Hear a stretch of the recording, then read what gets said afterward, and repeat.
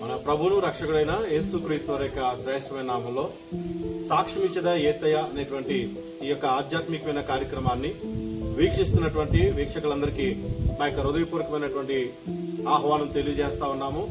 మరి ఇప్పటి వరకు ఎంతో మంది దైవజనుల్ని మరి మీకు పరిచయం చేయడం జరిగింది. వారి యొక్క రక్షణ సాక్ష్యాలు మీకు వినిపించడం జరిగింది. ఈరోజు మరొక దైవజనుని మరి నేను కలుసుకోవడం జరిగింది. తూర్పు తాలూకు ప్రాంతంలో ఉన్నటువంటి మరి కేపీపాలెం ప్రాంతంలో ఉన్నటువంటి దైవజనుల్ని నేను కలుసుకోవడం జరిగింది. వారిని అడిగి వారి యొక్క కుటుంబ నేపథ్యం, వారి యొక్క పరిస్థితులు ఇవన్నీ కూడా మనం అడిగి తెలుసుకునే ప్రయత్నం చేద్దాం. అయ్యగారు వందనాలండి. మరి నేను ఈరోజు దేవుని యొక్క కృప వల్ల ఈ యొక్క సాక్ష్యం ఇచ్చేదే యేసయ్య మరి కార్యక్రమంలో నేను పాల్పొందుకోవడానికి నాలో అయితే యోగ్యత లేదు, కానీ దేవుని యొక్క కృప వల్ల, దేవుని యొక్క ప్రేమ వల్ల మరి మీ అందరికీ వందనాలు. మరి అలాగే ఈ యొక్క కార్యక్రమాన్ని వీక్షించిన మరి వందనాలండి. మరి ఈరోజు నా సాక్ష్యము మరి చెప్పడానికి మరి మీ ముందుకు వచ్చి ఉన్నాను. దేవుని యొక్క కృప వల్ల మేము దేవుని నమ్ముకోక ముందు ఎంతో కష్టాల్లో, శ్రమల్లో పడి ఉండేవారిమి. మా యొక్క జీవనోపాధం కొరకు మాది చిన్న గొలపాలము. ఆ గొలపాలెం ప్రాంతంలో నుంచి సంబంధి అనే ప్రాంతానికి జీవనోపాధి కొరకు మా నాన్నగారు వచ్చి ఉన్నారు. మా నాన్నగారు, మా అమ్మగారికి మాటలు రావండి. మా నాన్నగారు చాలా యొక్క బానిసత్వం, తాగుడనే బానిసత్వంలో ఉండేవారు. మేము వారి యొక్క కుటుంబాలు మేము ఇద్దరం అన్నదమ్ములుగా జన్మించి ఉన్నాము. అందులో పెద్దవాడిని అండి నేను. పెద్దవాడిని అయిన తర్వాత మరి బాధ్యతలు బట్టి మనం చాలా దీనస్థితిలో ఉండేవారిమి. మీ తండ్రి గారి పేరు, మీ తల్లి గారి పేరు? మా తండ్రి గారి పేరు శ్రీరామూర్తి గారు అండి, పోనసాని శ్రీరామూర్తి గారు. మా తల్లి గారి పేరు పోనసాని సత్యవతమ్మ గారు. వారికి జన్మించిన నేను పోనసాని వెంకట శివనారాయణ గారు. నా తమ్ముడి పేరు నాగరాజు గారు. మేము ఒక మరి అన్నదమ్ములుగా ఉండేవారిమి. ఈ యొక్క ప్రాంతంలోకి వచ్చిన తర్వాత మాకు ఉండడానికి కనీసం ఇంటి తలం కూడా లేని పరిస్థితులండి మాకు. ఆ వాళ్ళు దూలపాకల్లో మేము బ్రతికేవారిమి.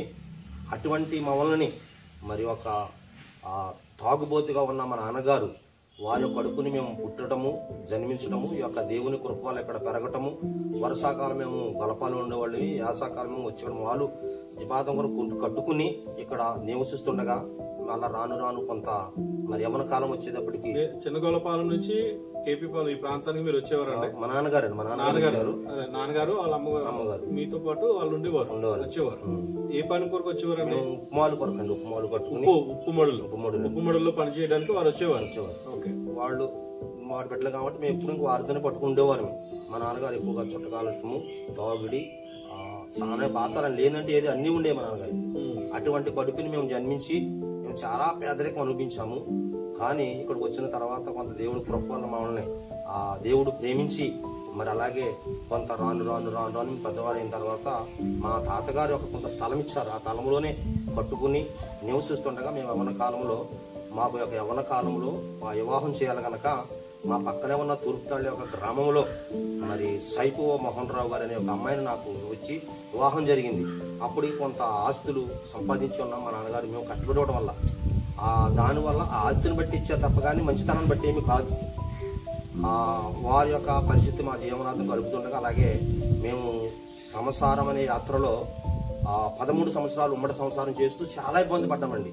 ఇంటిలో చాలా ఇబ్బంది పడుతూ అప్పుడు మా నాన్నగారు మమ్మల్ని చాలా ఇబ్బంది పెట్టేవారు. మా మామయ్య గారు వాళ్ళు యేసుప్రభుని తెలుసుకున్నారు. వారి పేరండి? వారు సైపు మోహన్ రావు గారు, సైపు సీతమ్మ గారు. వారికి ఒక 3 కుమార్తెలు, 2 బిడ్డలు, 2 కుమారులు అనమాట. వారి ద్వారా మేము యేసుప్రభుని తెలుసుకుని అలాగే సాటిని మా భార్య ఆరాధించేది మనకు తెలియదు. మేము పర్లేదు వెళ్ళండి అనుకునేవారు. వాళ్ళు పూర్తిగా యేసుప్రభునికి వెళ్ళిపోయారు. వారి దగ్గర ఉన్న విగ్రహారాధనని తెచ్చుకుని మేము మా ఇంట్లో పెట్టుకునేవారు.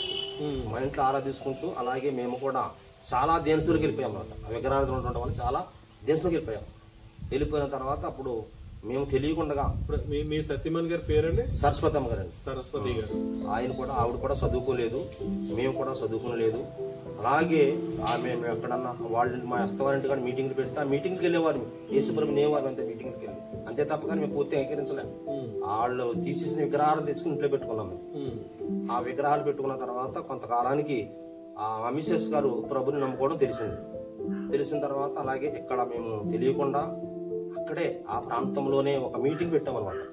అంటే ఇక్కడ ముట్లో ఉన్న కానీ మరి ఊరుకూరు కాబట్టి అక్కడ పెట్టుకోవడంలో ఆ రాత్రి దేవుడు మనం దర్శించారు. మీరు నాతో ఉన్న యవనస్తులు వేలకాలం చేస్తారు కదా, ఆ యవనస్తులు వేలకాలం చేసి ఏంటంటే ఆ రీతి దేవుడు నాకు మరి ఇచ్చిన దర్శనాన్ని బట్టి నాకు ఒక పరలోకంలో ఉన్నది, ఆ పరలోకంలో స్థలం ఉన్నది, భూమి మీద ఎలా ఉన్నది, ఆ పరలోకంలో స్థలం సంపాదించుకున్నారు మీరు అని యేసు ప్రభు నాకు దర్శనం ఇచ్చాడు అంతే ఆ రోజు. ఇంకా అక్కడి నుంచి నేను మామూలుగా పని చేసుకుంటున్నాం, అలా చేసుకుంటున్నాం, అలా జీవనార్థం కలుస్తుండగా మా సరస్వతి గారికి చదువు రాదండి. ఆమె పూర్తిగా యేసు ప్రభుని దర్శించి యేసు ప్రభు నియమం అయిపోవడం వల్ల యేసు ప్రభు ఆమెను దర్శించారనమాట. చదువు లేకపోయినా ఆమె మరి చదువుకునేది, బైబిల్ ఆది కాండం మొదలుపెట్టి ప్రకటన వరకు పూర్తి చేసేది ఆవిడ ఎప్పుడు ఒక్కసారి అంటే ఉండేది, మీరందరూ చదువుకున్నా బైబిల్ చదవలేరు కానీ దేవుడు నాకు ఒక రోజున చదివిస్తాడు, ఆ రోజు నా చదువుని బట్టి బైబిల్ పూర్తి చేస్తానని ఆవిడ మా మీద సవాల్ చేసేది. అలాగే ఇప్పుడు కూడా చదువుకోకుండానే ఆమె బైబిల్ చదువుకుని బైబిల్ ఎక్కడైనా మరి యేసుక్రీస్తు మీటింగ్లు సభలుగా ఎక్కడైనా పెడతా ఉంటారు కదా అక్కడను, వాటికి వెళ్ళి ఆ మీటింగ్లు చెప్పి ఆమె అనేది వారు అలా మాట్లాడారు, అలా మాట్లాడకూడదు తప్పు, ఆ దేవుడు అలా మాట్లాడడం వల్ల అని మళ్ళీ ఆమె చెప్పేసి బైబిల్లో. అలా వింటా మేము కూడా కొంత యేసుప్రభు అంటే ఏంటో అలా ఏదో అనుకునేవాళ్ళు తప్ప కానీ మేము పూర్తిగా యేసుప్రభు నమ్ముకోలే. మీరు ప్రభువులో రాకముందు అంటే దేవుని అంగీకరించుకుంటారు, దేవుని అంగీకరించడం కూడా ఎవరి ద్వారా అంగీకరించారంటే మీ మామయ్య గారు ద్వారా, వాళ్ళ ద్వారా మీరు ప్రభులోకి రావడానికి కారకులు అయ్యారు. అంటే తర్వాత కూడా ఏంటంటే సరస్వతి గారు మీ వైఫ్ ఆవిడ దేవుని నమ్ముకోవడానికి ముందు వచ్చింది ఆవిడ వచ్చింది, కానీ మీరు అంతగా మీరేమి దేవుళ్ళలోకి వెళ్ళాలి. ఎందుకంటే వివాహం కూడా అప్పటికి మరి వివాహం కూడా వెంకన్నబాబు గుళ్ళు అయ్యింది. నైవాహం కూడా అప్పటికి వాళ్ళు నమ్ముకోలే, నైవాహం అయ్యేది అప్పటికి వెంకన్నబాబు గుళ్ళు అయ్యింది. అక్కడ నుంచి నేను ఎక్కువగా చుట్ట కాల్చేవాడు, చుట్ట అంటే ఒక మాదిరిగా చాలా గట్టి కాల్చేవాడు. అలా యేసు ప్రభుని వాళ్ళు నమ్ముకున్న తర్వాత వాళ్ళలో నుంచి అలా మా సరస్వతి గారికి వచ్చిన తర్వాత నేను చుట్ట చాలా కాల్చుడు, వికృతం కాల్చుడు అనమాట చుట్ట. ఈమె ఎప్పుడైతే ప్రభు నమ్ముకుని ఆమె చుట్ట కాల్చకూడదు, దేవుడి దగ్గరికి వెళ్ళినప్పుడు చెడ్డకిళ్ళు ఉండకూడదు అని ఆమె ప్రార్థన చేసేది నా కొరకు. అలాగే ఆ యొక్క దేవుని కృప వల్ల ఆమె ప్రార్థన చేయటం వల్ల మేము ఆ చుట్టని విడిచిపెట్టడానికి, ఎందుకంటే కొంతకాలం నేను కూడా మరి అన్యులుగానే ఉండిపోయాను, లోకస్థితిలో ఉండిపోయాను. ఈ లోకస్థితిలో ఉండిపోయి దాన్నే ఎక్కువగా మరి తాగుడే నాకు ఎప్పుడు లేదు కానీ ఆ చుట్టోటే బానిసత్వంలో ఉండిపోయి నేను కాల్చేవాడిని. అలాగే ఉంటూ కొంతకాలానికి భూలోకంలో ఉండగా మరి కొన్ని నేర్చాలు వస్తాయి ఉంటాయి కదా, అలాగే నా సరస్వతి గారు కూడా ప్రభువు నమ్ముకున్న తర్వాత కొంత నేర్చం చేసింది. అదే రోజు అంటే ఇంచుమించు రాజశేఖర రెడ్డి గారు పోయినప్పటికీ హాస్పిటల్లో నా భార్య ఆ రోజు అదే రోజు నేను అప్పుడు ప్రభుని ఇంచుమించు కొంతగా అంగీకరించాను కానీ మారు మనసు రాలా. అంటే మారు మనసు లేకుండానే మీరు ప్రభుని అంగీకరించాను. నామకార్థంగా చుట్ల కాలుతూ ఉండేవాడిని, లోపల తిరుగుతూ ఉండేవాడిని. అంటే మీకు మామూలుగా ఇప్పుడు వివాహం జరిగింది, వివాహం జరగకముందు మీకు ప్రభు అంటే ఇష్టం ఉండేది కదండి. అసలు ఎందుకు ఇష్టం ఉండేది కదా, ఏదో మా ఆవిడ దేవుడు అని మా అదుగుల దేవుడు అంటారు కాబట్టి అలా మేము కాపులం కాబట్టి వాళ్ళ దేవుడు మనకి ఎందుకు ఆ పీలులో ఉండిపోయాడు తప్ప. కానీ ఎవరో చెప్పిన మాటలు బట్టి మాకు కాదు సంబంధించిన వాడు కాదని మీకు అనుకుని మీరు ద్వేషించేవారు కాదు, కానీ ఇంచుమించదు మనకి ఇష్టం లేని దేవుడు ఎందుకులే ఇంచుమించు ద్వేషించినట్టే అదే అనమాట. అలా ఉండేవాళ్ళని ఆ ఉంటూ ఎప్పుడైతే మన సరస్వతి గారు నమ్ముకున్నారో దేవుడు మానవ దేవుడు కాదండి, ఆయన గొప్ప దేవుడు, ఆయన సర్వసృష్టికి అధికారం కలిగిన దేవుడు అని ఆయన చెప్తూ ఉండేది ఆవిడ. ఈ చెప్తూ ఉంటా కొన్ని మాటలు నాలోనికి నాటపడ్డాయి అనమాట. ఈ నాటపడిన తర్వాత ఓహో మనం కూడా దేవుడు నమ్ముకుంటే మంచిది అనే విషయాల్లో దేవుడిని అంగీకరించాను, కానీ మారు మనసు రాలా. మారు మనసు రాకపోతే అలాగే నేను కొంత మరి చర్చికి వెళ్ళేవాడిని. ఎక్కడికంటే తూర్పుతాళి సెంటర్లో మరి రాజారావు గారు, విద్యా రాజారావు గారు అనే ఒక మరి సేవకుడు అక్కడి నుంచో వచ్చి సేవ చేస్తూ ఉండేవారు. ఆయన చర్చికి వెళ్ళేవారిని. వెళుతూ ఆయన నాకు బాప్టిజం ఇచ్చారు. ఇప్పుడు ఏ సంవత్సరం అండి? నాకు 2019 సంవత్సరం మే నెల 9వ తారీఖు నేను బాప్టిజం తీసుకోవడం జరిగింది. 2009 సంవత్సరం 2009లో మీకు రాజారావు గారు బాప్టిజం ఇచ్చారు. ఆనాటి నుంచి అలా సాగుతున్నాను కానీ ఇంకా నేను మారు మనసు రాలా, బాప్టిజం తీసుకుని మారు మనసు రాలా, చుట్టకాలతో కూడా మానలా. ఎప్పుడైతే నా భార్య మరి హాస్పిటల్లో ఉందో నేను రాజారావు గారి దగ్గరికి వెళ్ళి ప్రార్థన చేస్తే నాకు దేవుడు కార్యాలు చేస్తాడనే ఆత్మలు ఉండిపోయింది కనుక రాజా దగ్గరికి వెళ్ళారు. ఆయన వెళ్తుంటే ఆయన శివనారాయణ గారు చర్చిలోకి రండి అని అంటున్నాడు ఆయన. కానీ నేనేంటంటే నాకు పొగ కొనుక్కున్నాను, బాగా తీసుకోవడం కానీ పొగ కొనుక్కున్నాను, జేబులు పెట్టుకుని పైన రుమాలు వేశాను కనపడకుండా. ఆయన ఏమో లోపల రమ్మంటున్నారు, నేనేమో లోపలికి వెళ్ళడానికి పొగ కుంటుపోయింది కదా అని భయం. చర్చిలోకి వెళ్ళడానికి ఆయన పరిశుద్ధుడు కదా, ఆయన నిజమైన దేవుడు కదా, ఎందుకు మనం అక్కడికి అబద్ధం ఆడుతాం, ఎందుకు మనం మద్దతు చేయడం అనేది నేను లోపలికి వెళ్ళకపోతే ఆగిపోయాను. వస్తూ దారిలో నాకు మనసు పుట్టింది. ఎలాగని అయ్యి బాబోయ్ ఈ లోకంలోనే సర్చిలోకి అడుగు పెట్టలేకపోయాను, రేపు పరలోకంలోకి ఎలాగ అసలు వెళ్తాము. నా మిస్సెస్ గారు చెప్పి పరలోకం ఉన్నది, అక్కడికి వెళ్ళాలంటే పరిశుద్ధంగా ఉండాలని అని అంటేనే అపవాదం తీసి పాడేస్తానంట. ఆ రోజున పాడేసేసి అక్కడి నుంచి నియమంగా బతకాలనుకున్నాను, కానీ లోకరీతిలో బతకలేకపోతున్నాను. నామకార్థంగా నా భార్య ఎదుటి బతుకుతున్నాను, కానీ నా భార్య చాలా విశ్వాసంతో ప్రార్థన చేసే విశ్వాసంతో ఆమె చెప్పేది, ఆమె యొక్క మాటలు నా హృదయాల్లో నాటబడిపోయిన తర్వాత యేసు ప్రభుని అంగీకరించి ఇప్పుడైతే దేవుని కృప అనేక ప్రాంతాలు మరి సువార్త ప్రకటించడానికి వెళ్తున్నాం. ఎందుకు వెళ్తున్నామంటే అప్పుడు నేను కొంత సావాసము నా భార్య ద్వారా కొంతమంది యేసు ప్రభులో ఉన్నవారు కనుక పెద్ద పెద్ద సావుకులు, అభిషేకించిన సావుకులు మా ఇంటికి వస్తూ ఉండేవారు. వాళ్ళు చూసి వాళ్ళు చెప్తూ ఉండేవారు, యేసు ప్రభు నమ్ముకో ఈ లోకంలో ఏమి శాశ్వతం కాదు. ఎవరు వచ్చేవారు అలాగా మనకి కుపనన్న గారని దైవజనుడు నర్సాపురం నుంచి, అలాగే జయమోహన్ గారని ఆయన నర్సాపురం నుంచి, అలాగే కపూర్ నుంచి పెట్టాను గారు ఇలా వచ్చి చెప్తూ ఉండేవారు, ఈ లోకంలో ఏది శాశ్వతం కాదు, ఈ లోకాన్ని ఎప్పుడైనా విడిచిపెట్టేయాలి అని ఆయన చెప్తూ ఉండేవారు. వాళ్ళు ఈ లోకంలో శాశ్వతం కాదు. అప్పుడు నేను చాలా ధన సంపదతో ఉన్నాను. కానీ అప్పటికి ధన సంపద అంటే ఏం చేసేవారు? నేను ఉప్పు మాడు కడుతూ వ్యవసాయం చేస్తూ ఉండేవాడిని. నా భార్య బయట చదువుతూ ఉండేది.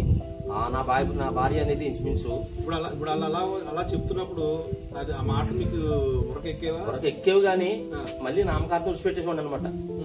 వింటం వరకు అక్కడ వినేవారు, మామూలే. నేను లోకంలో సంపద అంటే ఒకవేళ పరలోకంలో ఉండడానికి డబ్బు ఉండాలి కావచ్చు అనుకునేవాడిని. డబ్బు ఉండాలి కావచ్చు అనుకునే ఎక్కువగా నేను పనిచేసేవాడిని. ఇంచుమించు నేను రోజుకి 5,000 సంపాదించేవాడిని. వల్ల ఆ 3 నెలల పంట అది.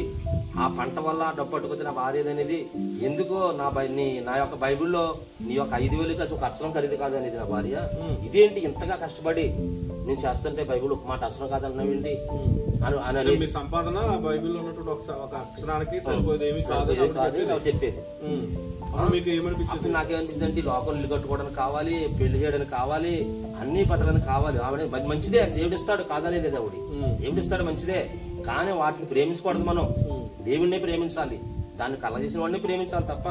ఆవిడ ప్రభులో నిలబడిపోయింది అంతే. ఆవిడ అంటే ప్రభు నరక ముందు ఎలా ఉన్నప్పటికీ కూడా ఆమె ప్రభులోకి వచ్చిన తర్వాత స్టాండర్డ్ ఉండిపోయింది. ఆవిడ ఉండడం మాత్రమే కాక మిమ్మల్ని కూడా ప్రభు కొరకు బతకమని చెప్పేది.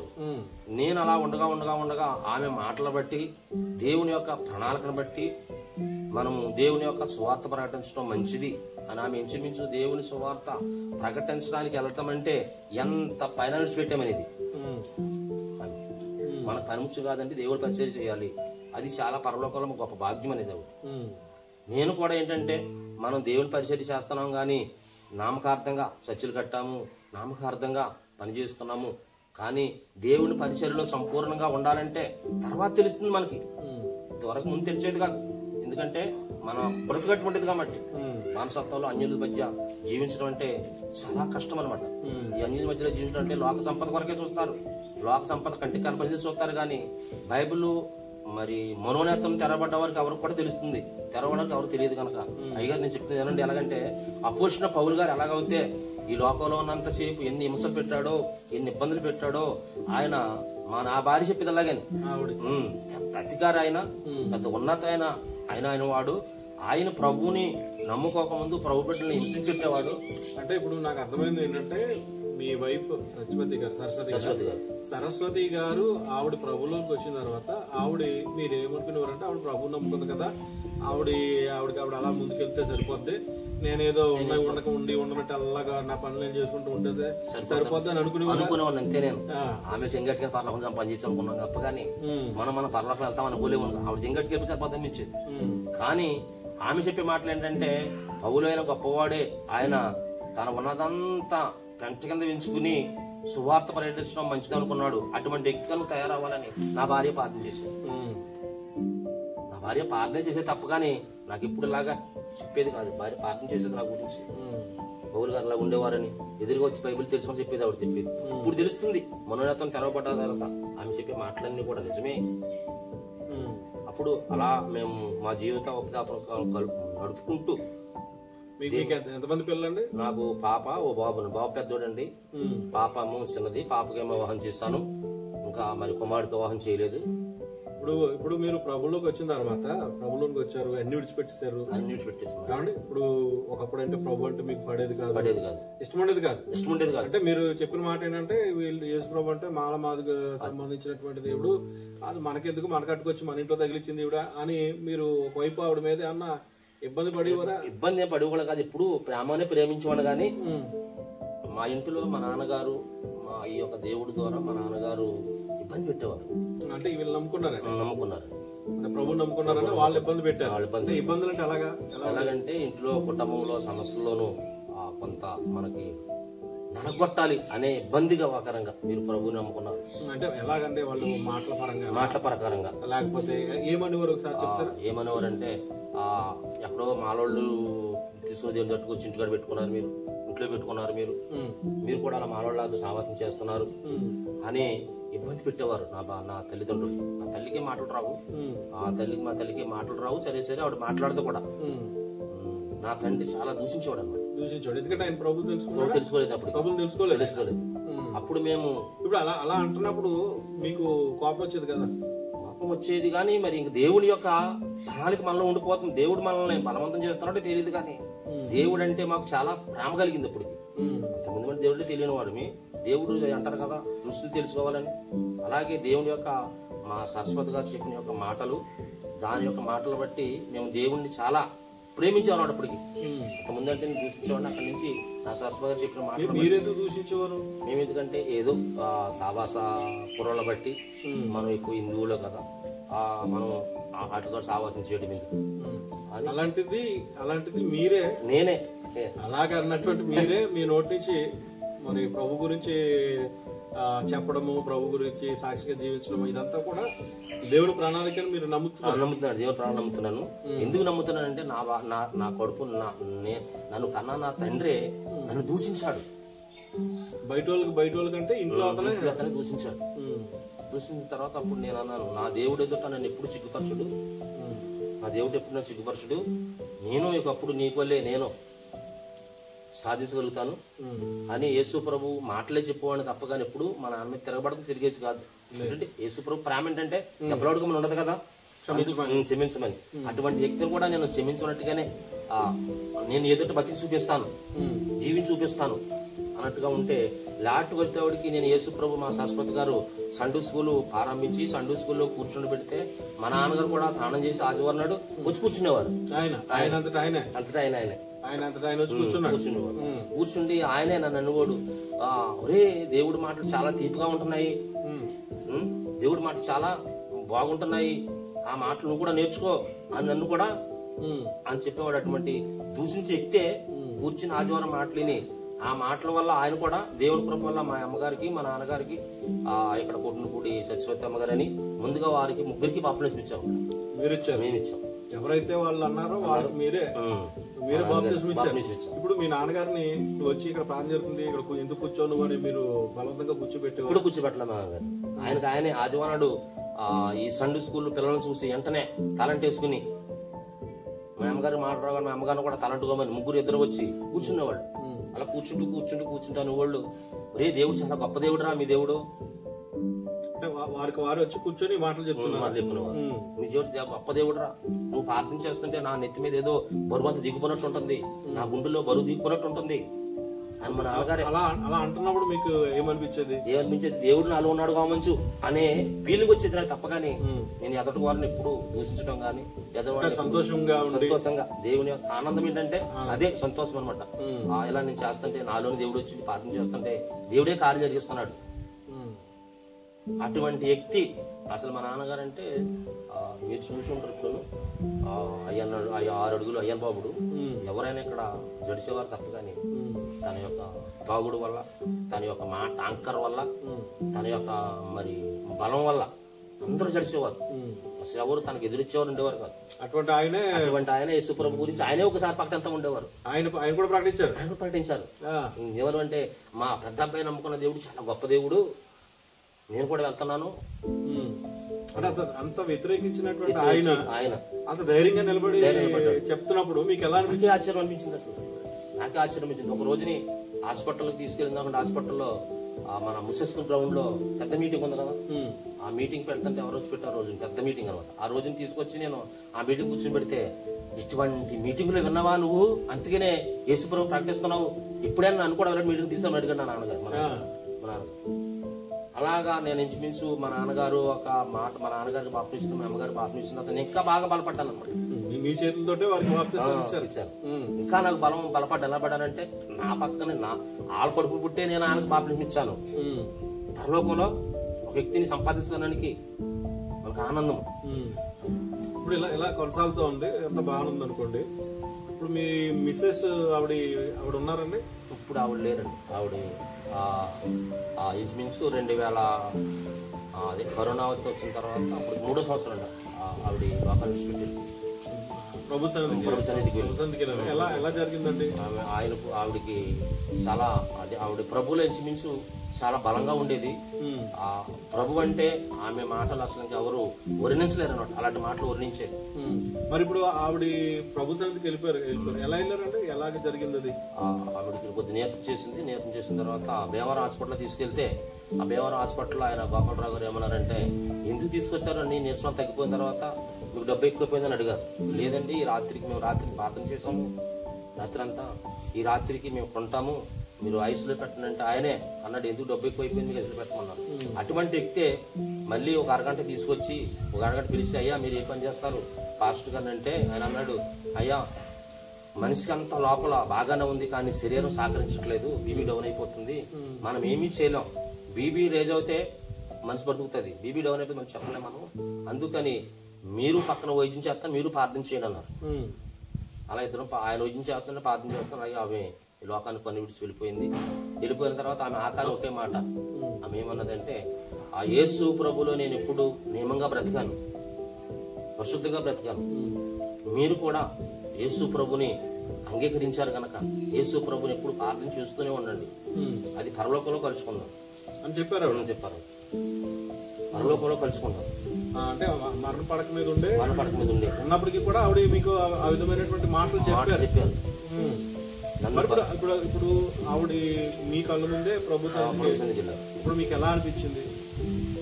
వాస్తవానికి చెప్పాలంటే అసలు నేను ఆ దుర్మార్గుడిగా ఉన్న నన్ను, ఆపునైన నన్ను దేవులో నడిపించిన తర్వాత, ఆమె బలపడ్డ తర్వాత, నేను మారిన తర్వాత ఆమె నన్ను ఇంకా బలపరుస్తూ ఆమె మరణించిన తర్వాత కూడా నేను ఇంకా బలపరుస్తున్నట్టు అనిపించింది. దేవుడికి ఉత్సాహంతో ఆనందంతో. అంత మాత్రమే కాకుండా నేను ఒక గాస్పెల్ టీం అనే టీంలో సావాసం చేస్తూ అనేక ప్రాంతాలు సువార్త ప్రకటిస్తూ, అనేక ప్రాంతాలు తిరుగుతూ, అనేక గ్రామాలకు వెళ్ళి సువార్త ప్రకటించాలి. నేను నమ్ముకున్న దేవుడును, నేను తెలుసుకున్న దేవుడును, ఈయన మతము కాదు మార్గమైన సత్యమైన దేవుడు, ఈ లోకం కొరకే వచ్చి లోకంలోనే మనం మరణిస్తే మనకు లాభమేమీ లేదు, కానీ ఈ లోకంలో ఉండగానే దేవుని తెలుసుకుంటే పరలోక రాజ్యం ఉన్నదని, ఆ రాజ్యం కొరకు సంపాదించాలని అనేక గ్రామాలే తిరిగి ప్రకటించాలని, మరి ఇప్పుడు ఇంకా సంతోషంతో ఆనందంతో కొంతమంది మేము గాస్పెల్ టీమ్గా సావాసం కలిగి సువార్త ప్రకటిస్తున్నాం. ఇప్పుడు మీరు ప్రభుని నమ్ముకున్నారు కదా, అన్ని వదిలొచ్చి అన్ని పరిస్థితుల్లో నుంచి అంటే విగ్రహాలు విడిచిపెట్టేశారు, అన్ని మీరు ప్రభు కొరకు మీరు ముందుకొచ్చారు. మీ లైఫ్ అంటే మీ యొక్క విశ్వాస యాత్రలో, లేకపోతే విశ్వాస జీవనం ముందుకు వెళ్తున్నప్పుడు మీకు ఎప్పుడు ప్రభుని ఎందుకు నమ్ముకున్నాను రా అని మీకు ఎప్పుడైనా అనిపించిందా? ఇలా లోకంలో రీతిగా అయితే ప్రజలు అనుకోవచ్చు, కానీ నాకు కష్టాలు వచ్చినా, ఎటువంటి కష్టం వచ్చినా నా ప్రభువే చూసుకుంటాడు అని కష్టం వచ్చినాక దాన్ని ఇంకా సంతోషంగా ఆనందంగా నేను ఎదురుకు వెళ్తున్నాను. కానీ నాకు కష్టంగా అనిపించట్లా. అంటే కానీ ఈరోజు చాలా మందిని మనం చూస్తా ఉన్నాం, ప్రభుని నమ్ముకున్నాం కానీ మాకేమి కలిసి రావట్లేదండి, ప్రభుని నమ్ముకున్నాం కానీ మాకు మేలు జరగట్లేదు, ఏమి జరగట్లేదు అని చెప్పి మాకు ఎందుకండి అని మరి కొంతమంది వెనకడికి వేస్తున్నారని చెప్పి మనం అక్కడక్కడ మనం చూస్తున్నాం కదా. ఈ లోకంలో కంటికి కనపడంది ఏదో కంటి వరకు ఆ లెక్క మారు మనసు లేనివారే వెళ్ళిపోయేవారు, ఇంకా మారు మనసు లేనివారే అలా వారికి మీరు ఏం చెప్తారు? ఏం చెప్పాలంటే అది పరలోకంలో ఉంటది, లోకంలో కనిపించుతుంది. విశ్వాసంతో నిలబడ్డ వారికి పరలోకంలో మళ్ళీ అందరం మనం కలుసుకుంటాం. విశ్వాసం లేని వారు నరకానికి వెళ్ళిపోతారు అన్నమాట. అంటే ఇప్పుడు అలాంటి వారందరూ కూడా మారు మనసు లేనటువంటి వారు, ప్రభుని విడిచిపెట్టి మేము వెళ్ళిపోతామని చెప్పే వాళ్ళందరూ కూడా మారు మనసు లేని వారే.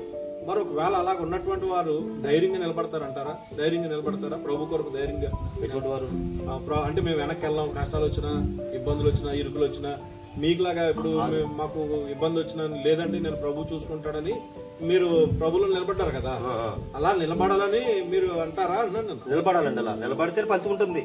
అది మీరు మీ సతీమణి గారు సరస్వతి గారి ద్వారా మీరు దేవుళ్ళు బలపడ్డారు. చివరిలో కూడా మరణ పడకలో ఉన్నప్పటికీ కూడా మీకు ఆ విషయాలు ఆవిడ చెప్పడం దానివల్ల ఇప్పుడు మీకు ఏమి ఇబ్బందులు అనిపించినా లేకపోతే కష్టాలు వచ్చినా ఏది వచ్చినా మీరు తిరిగి చూసేది ఏం లేదు. లేదు లేదు ఇక మన పరలోకంలోనే మన ఫలితం వెళ్తాను.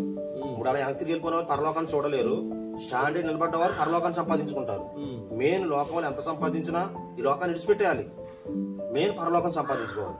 పరలోకం సంపాదించాలంటే విశ్వాస యాత్రలో స్టాండర్డ్ నిలబడాలి. అందుకని ఆనందంతో నిలబడుతున్నాను నేను, సంతోషంతో. ఇప్పుడు కష్టాలు వచ్చినా ఇప్పుడు మీ సతీమణి మిమ్మల్ని విడిచి ప్రభు సన్నిధికి వెళ్ళి ఎన్ని సంవత్సరాలు అయిందో ఇంచుమించు? 3 సంవత్సరాలు జరుగుతుందండి. 3వ సంవత్సరం. ఇప్పుడు ఈ 3 సంవత్సరాల్లో మరి మీ విశ్వాస యాత్ర లేకపోతే సేవా విధానంలో మీకు ఎప్పుడు లోటు అనిపించలేదా? ఒకవేళ లోటు అనిపించింది దానికంటే ఎక్కువగా ఆనందంగా నేను ప్రభులో ఆనందిస్తున్నాను. అదే సమయంలో దేవుని ప్రార్థన చేసుకుంటూ దేవునితో గడుపుతూ లోకరీతిగా మనకి లోటు అనిపిస్తుంది తప్పగాని అదే ప్రభుత్వ ఆనందంతో కలిగిస్తున్నప్పుడు మనం ఇంకా ఎక్కువగా మనం మళ్ళీ ఇక్కడైతే కొంతకాలమే, అక్కడైతే శాశ్వత జీవితంతో జీవించవచ్చు. అలా మీరు తెలుసుకున్న సత్యాన్ని మీరు అందరికీ కూడా ప్రకటిస్తున్నాం. ఎందుకు ప్రకటిస్తున్నారు అలాగా? నేను తెలుసుకున్న దేవుని సత్యమైన దేవుని తెలుసుకున్నాను. అంటే మీకు ఎవరన్నా మిమ్మల్ని బలవంతంగా మీరు వెళ్ళి నువ్వు ఊరు వెళ్ళి చెప్తావా చెప్పవా అని ఎవరన్నా? ఎవరు బలవంతం చేయబట్ల. మీకు ఎవరన్నా డబ్బులు ఇచ్చి? ఎవరు డబ్బులు ఇవ్వట్లేదు మాకు, మేము డబ్బులు వేసుకోవడమే దేవుని కృప వల్ల. దేవుని ఎందుకు ఇప్పుడు చాలా మంది ఏమంటున్నారంటే మీరు బయటికి వెళ్ళి మీరు ఎవరు చెప్పమంటున్నారు మిమ్మల్ని, మీరు యేసు ప్రభు గురించి ఎందుకు చెప్తున్నారు, ఎందుకు చెప్పాలి అని అంటున్నారు కదా. మరి ఇప్పుడు మిమ్మల్ని ఎవరైనా అలా బలవంతం మీరు వెళ్ళి సువార్త చెప్తారా లేదా అని మీకు ఎవరైనా మిమ్మల్ని అంత ఖండితంగా బలవంతం చేసే వాళ్ళు ఎవరైనా ఉన్నారండి? చాలా మంది ఉన్నారండి. నేను వాళ్ళకి చెప్తున్నానంటే మాకు నేను సొంత డబ్బులు వేసుకుని సువార్త ప్రకటిస్తున్నాను కష్టపడి. అప్పుడు బయట ఎవరో బలవంతం వల్ల మనం ఏమి చేసేది లేదు. బలవంతంగా ఒక మార్చలేం కూడా మనం. మరి చాలా మంది అనేది అదే మనం చూస్తా ఉన్నాం. చాలా మంది అనేది కూడా అదే కదండి, బలవంతంగా నామకార్థంగా అలా అనుకుంటారు. ఏంటంటే ఒక క్రైస్తవులు మొత్తాన్ని మార్చేస్తారు. దేవుని ఎరగని కుటుంబం నుంచి వచ్చినటువంటి మీకు దేవుని విలువ అనేటువంటిది మీకు తెలిసింది. దేవుని విలువ అంటే ఏంటో మీకు తెలిసింది కాబట్టి ఆ ప్రేమనే మీరు తెలుసుకున్న సత్యాన్ని నలుగురికి చెప్పాలనే ఆ మనసు ఆనందం అనమాట. ఆ సంతోషం మీరు అనుభవిస్తున్నటువంటి సంతోషం అందరూ అనుభవించాలి. అది కోరుకుంటున్నారు. కాబట్టి మీరు ఆ విధంగా మీరు బయటకు వెళ్ళి మీరు చెప్తా ఉన్నారు కదా. అయితే మీకు చివరిగా నేను ఒక ప్రశ్న వేస్తాను, దానికి మీరు సమాధానం చెప్పాలి. ఎందుకనంటే ఇప్పుడు మీరు విశ్వాస యాత్రలో ముందుకు వెళ్తా ఉన్నారు, మీరు దేవుని యొక్క సేవ చేస్తా ఉన్నారు. దేవుని సేవ చేస్తా ఉన్నప్పుడు చాలా మంది అనేటువంటిది ఏంటంటే దేవుని సేవ చేసే ప్రతి వాళ్ళు కూడా బోల్డ్ డబ్బులు సంపాదించేస్తున్నారు, ప్రతి వాళ్ళను బోల్డంత డబ్బులు గడించి చేస్తున్నటువంటి పరిస్థితులు ఉన్నాయి అంటున్నారు కదా. మీరు కూడా అలాగే బోల్డ్ డబ్బులు సంపాదిస్తున్నారా? లేదండి, ప్రజలు అనుకుంటున్నారు వెళ్తే బోల్డ్ డబ్బు వచ్చేస్తుంది, దేశాల నుంచి వచ్చేస్తుంది, లేదా వాళ్ళు ఇచ్చేస్తారు వీళ్ళు ఇచ్చేస్తారు. మీకు అలాగా మాకు అలా ఎక్కడ ఇప్పుడు మీరు ఉప్పు మళ్ళీ వేసి రోజుకి 5,000 సంపాదించేటువంటి ఇవన్నీ కూడా సంపాదన అంతా కూడా వదిలి మీరు ప్రభు కొరకు వచ్చారు. మీరు ఏం సంపాదిస్తున్నారు? డబ్బులా లేకపోతే నశించిపోతున్న ఆత్మల కొరకు ప్రయాసపడుతున్నారు. వాస్తవానికి ఇప్పుడు నా బంధువులే ఉన్నారు చాలా మంది ఇంచుమించు. వాళ్ళు రేపు పొద్దున్న వాళ్ళకి లెక్క చెప్పాలి నేను దేవుడికి, వాళ్ళకి చెప్పలేకపోతున్నామా అనేది ఇప్పుడు ఇంక బాధ ఉంది మీకు. నేను అదే అడగబోతున్నాను. ఇప్పుడు అదే చివరిగా నేను మిమ్మల్ని అడగబోతున్నానండి. ఇంకా మీకు నేను దేవుని కొరకు ఇంకేదైనా చేసుంటే బాగున్నాను, నేను ఇంకా చేస్తే బాగున్నాను అనేది ఏదైనా ఒకటి ఉందా? ఒక్క విషయం చెప్పండి. అదే ఇప్పుడు దేవుడి కొరకు ఇంకా మనం ఏంటంటే మన పక్క గ్రామస్తులకి చెప్తున్నాం తప్ప మన బంధువులు చెప్పలేకపోతున్నాం. సేమ్ మన బంధువులకి ఏంటంటే వాళ్ళకి ఎలా అంటే ఏదో మావాడి దేవుడు మా దేవుడు దేవుడు పట్టుకున్నాడు వెళ్ళిపోయాడు వాడు అన్న పీలుగులో ఉండిపోతున్నారు తప్ప కానీ అసలు నిజమైన దేవుని తెలుసుకున్నాడు, అసలు తెలుసుకుని లోకములో ఉండి ఇంత శ్రమ పడుతున్నా ఎందుకు దేవుని కొరకు ప్రయాసపడుతున్న ఆలోచన లేకపోయింది వాళ్ళకి. అది మీకు బాధగా ఉంది.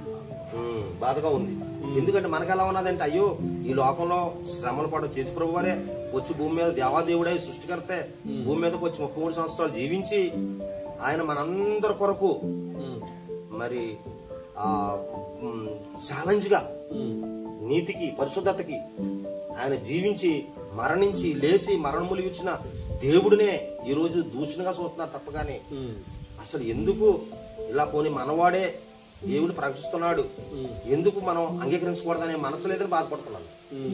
ఇది ఇప్పుడు మీరు చూసినటువంటి సాక్ష్యాన్ని మీరు చూసినప్పుడు ఇక్కడ ఉన్నటువంటి శ్రీమన్నారాయణ గారు వారు ప్రభుని ఎరగినటువంటి కుటుంబం నుంచి ఒక అన్య కుటుంబంలో నుంచి వారు ప్రభుని అంగీకరించారు.